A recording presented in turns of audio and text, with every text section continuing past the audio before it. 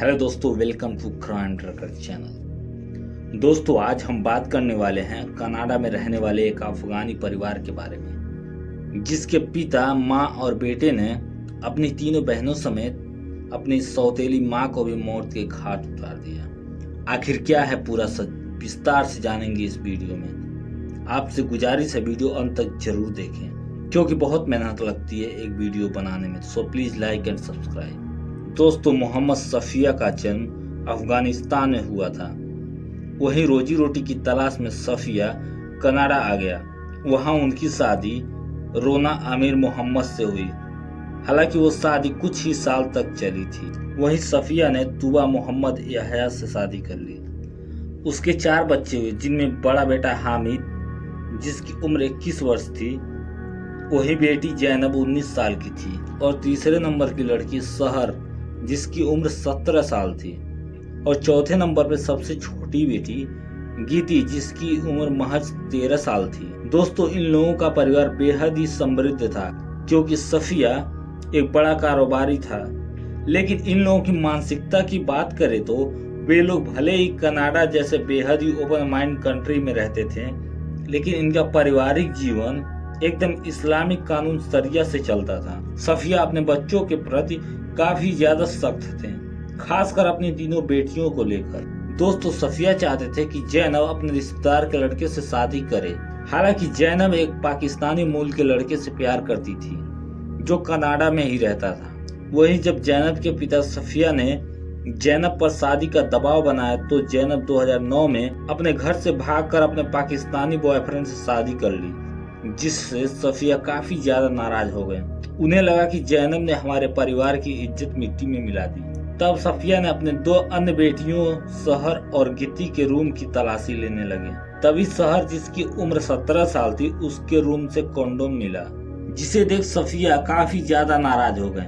उन्होंने इन सब बातों को अपनी पत्नी तुबा को बताया और फिर यह बात सहर के भाई मोहम्मद हामिद को पता चला, जिसके बाद सफिया तुबा को लगा कि उनकी दोनों बेटियां बेहद ही खराब निकल गईं और शायद ये छोटी बेटी गीती भी इन्हीं के जैसे खराब निकल जाए और हमारी इज्जत को भरे बाजार में नीलाम भी कर दे। इससे अच्छा है इनको हमेशा हमेशा के लिए रास्ते से हटा दो।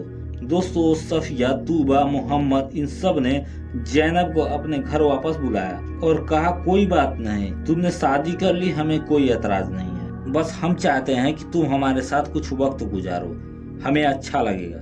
हालांकि ये सब सफिया और तुबा की चाल थी, अपनी तीनों बेटियों को रास्ते से हटाने के लिए। तभी सफिया को अपनी पहली पत्नी रोना के ऊपर शक हुआ कि कहीं मेरी तीनों बेटियों को उसने ही तो नहीं गलत गलत चीजें करनी सिखाई हैं। फिर क्या था, सफिया रोना के पास गया। वहाँ उसने कहा, पुरानी बातें भूल कर चलो, मैं अपने पूरे परिवार के साथ पिकनिक पर जा रहा हूँ, तुम भी चलो, अच्छा लगेगा। दोस्तों, रोना सफिया की बात मानकर अपने पूरे परिवार के साथ नियाग्रा फॉल क्रिस्टन लॉक्स के पास एक होटल में रुके। वहाँ उन्होंने 2 कमरे किराए पर लिए।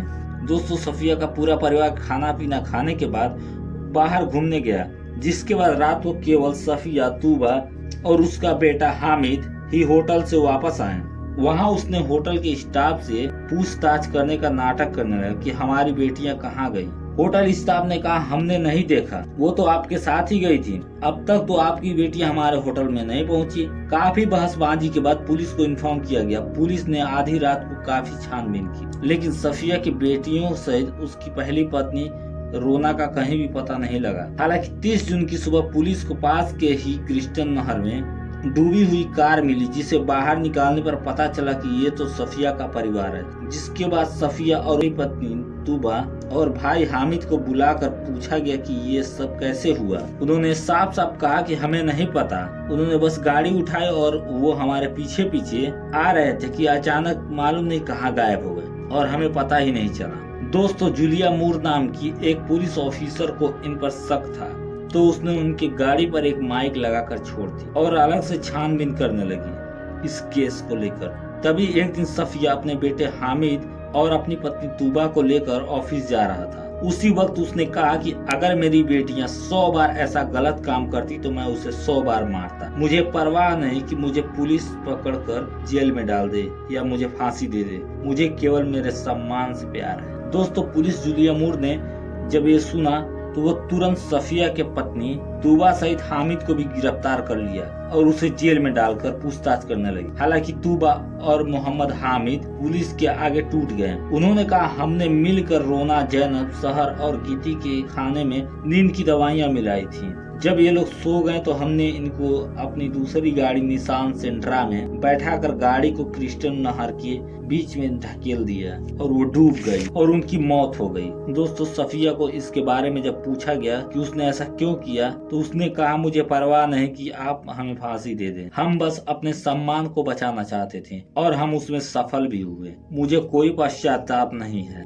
हालांकि इसके लिए दोस्तों ये पूरा परिवार आज भी उम्र कैद की सजा काट रहा है। इनको कनाडा कोर्ट ने 25 साल से पहले पैरोल पर रिहा करने पर भी मना किया है। दोस्तों आपको ये सच्ची जानकारी कैसी लगी हमें कमेंट के माध्यम से जरूर बताएं। अगर हमारी मेहनत आपको पसंद आई हो तो हमारे क्राइम ट्रकर चैनल को लाइक करें, सब्सक्राइब करें। ऐसी वीडियो देखने के लिए धन्यवाद। जय हिंद, वंदे मातरम।